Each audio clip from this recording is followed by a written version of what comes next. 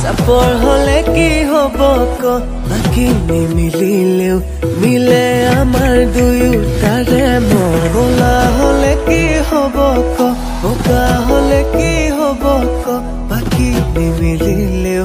মিলে তোৰে মোৰে হিয়াখন